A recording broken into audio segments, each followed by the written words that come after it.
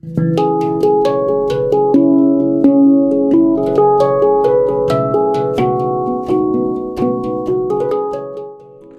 folks, I'm Rosie and welcome to Handpan Fundamentals. This week I'm talking to handpan maker Tim Tom of Celestial Sound in Australia. He's the one that made me this new instrument. I wanted to ask him a lot of the questions that I get asked a lot, which are what a beginner needs to know: how to keep your instrument safe and well protected, how to play it in the right kind of environment, how to make sure it doesn't pick up any damages. Hope you enjoy it. Okay, how can I store my instrument? Great question. We usually advise not to really store it in the case all zipped up. The reason for this, there's a couple of reasons. It depends on the case. Sometimes a lot of these cases are quite, they keep the instrument nice and tight, quite snug. That's a good thing when it's in transit because you don't want the instrument to be bouncing around inside the case. However, with that constant pressure on the instrument, if you're going to store it for weeks or months at a time, with that constant pressure on the instrument, may or may not encourage the instrument to sort of not relax and open up. A brand new instrument, just like a precursor to that, a brand new instrument usually wants about 6 months, maybe some of them even 12 months to really open up and settle in. The glue takes time to cure.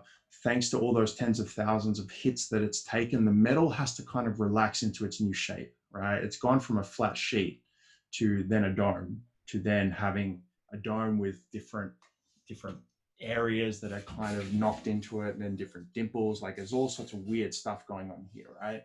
And so the metal wants time to kind of settle into this new shape. So by keeping it cooped up in a case, we're actually not allowing it to naturally breathe.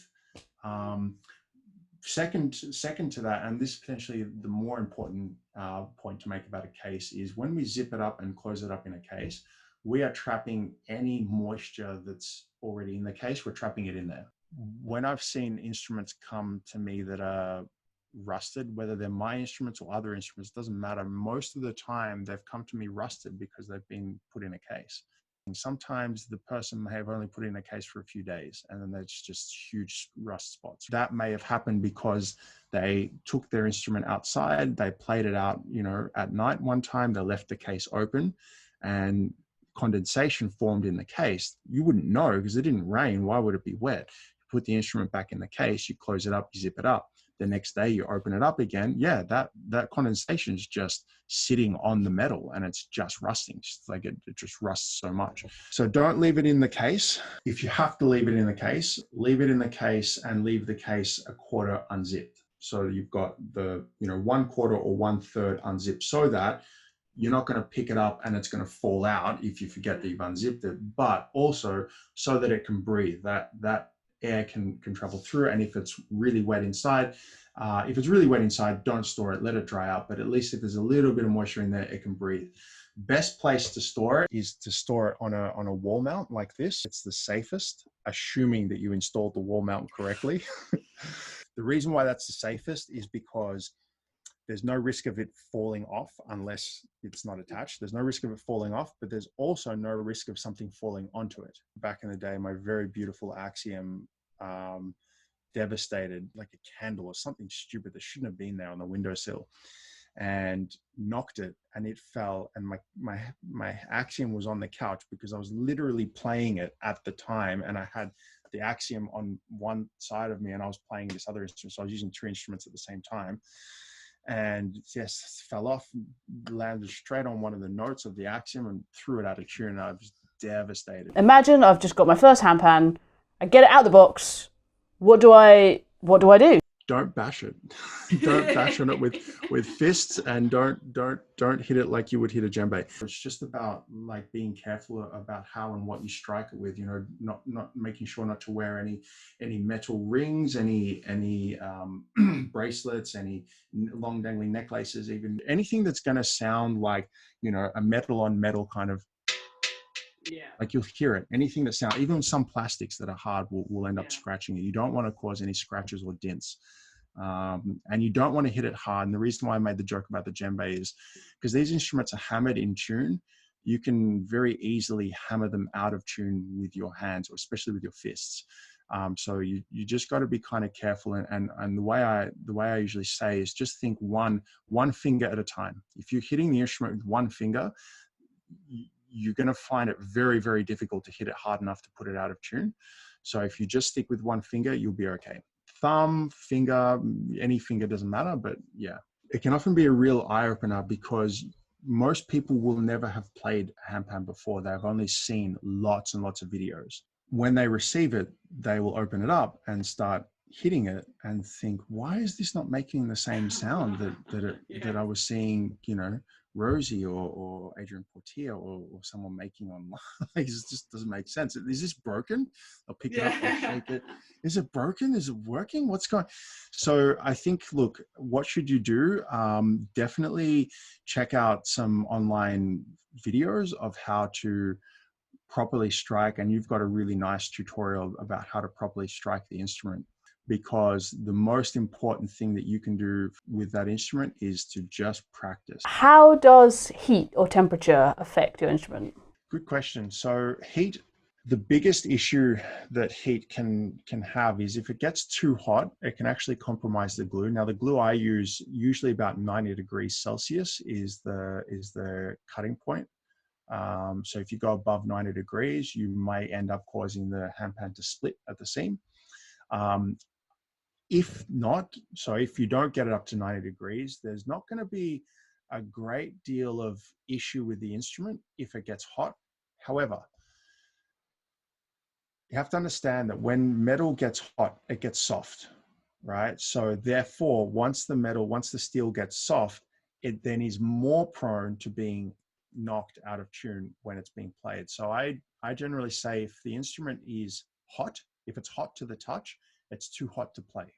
Don't play it. Let it cool down. It's going to be fine, and it will probably sound out of tune because as it heats up, the tensions, the stresses work in a different way, so it will sound out of tune. But once it comes back to normal temperature, it will actually it should go back to in tune. It shouldn't be a problem. But if you play it while it's really hot, you may end up putting it out of tune. Just about transporting it, anything to think about or remember when you're transporting?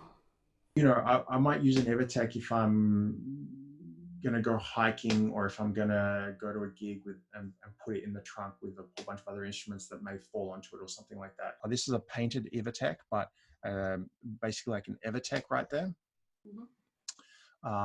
They are probably the most versatile case, like a hybrid case, hybrid soft and hard case. So they're very light, they're very good in that sense. So, there's that option. If I'm going to go to a friend's house and just show off my instrument, then I may just put it in a soft case. That might be totally fine, and then there's other cases that obviously have way more support than the Evertech, like for example, the Evertech fly kit. So I would never, ever, ever, ever, ever, ever, maybe one more time, ever check my instrument in unless it had a specifically flight designed case, specifically designed case for flying. I've had instruments come back, my own instruments that my customers took with them to try and get onto a plane, and they had issues with carry-on, and then they had to check it in, and then they brought it back, and this note's out of tune. It's funny, and it's sure enough, it's copped a beating. I could see the knock on the rim, and it's caused it to split open, and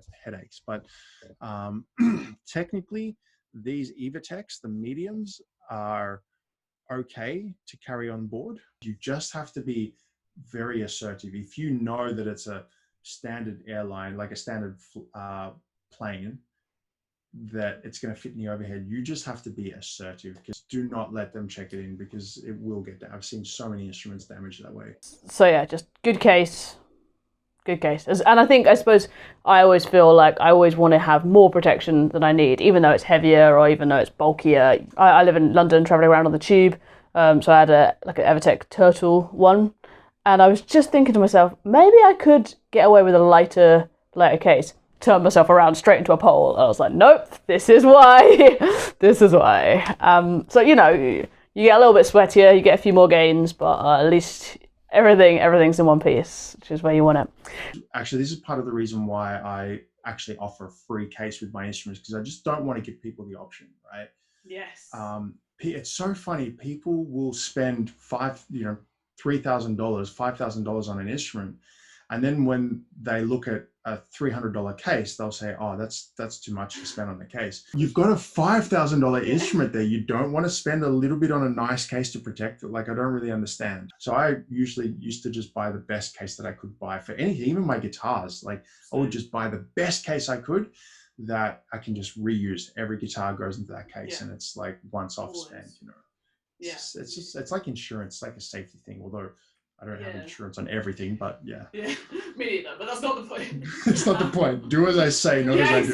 Exactly. Yeah, you'll really get your money's worth. I don't want to terrify people, but how easy is it to knock your handpan out of tune accidentally? I don't want to scare your viewers, but I do want to harp on, you know, they want love and attention. They want, you know, they want to be treated with a lot of respect, very respectfully, and yeah, with a lot of love. They just want a lot of love, and if you treat them right, they will really purr for you. Like they can be such beautiful instruments. There's nothing worse than an instrument horrifically out of tune, and there's nothing better than an instrument that's really just purring along. Thanks so much for watching. If you enjoyed this chat, give us a thumbs up. Feel free to pop any more questions you have in the comments, anything I didn't ask.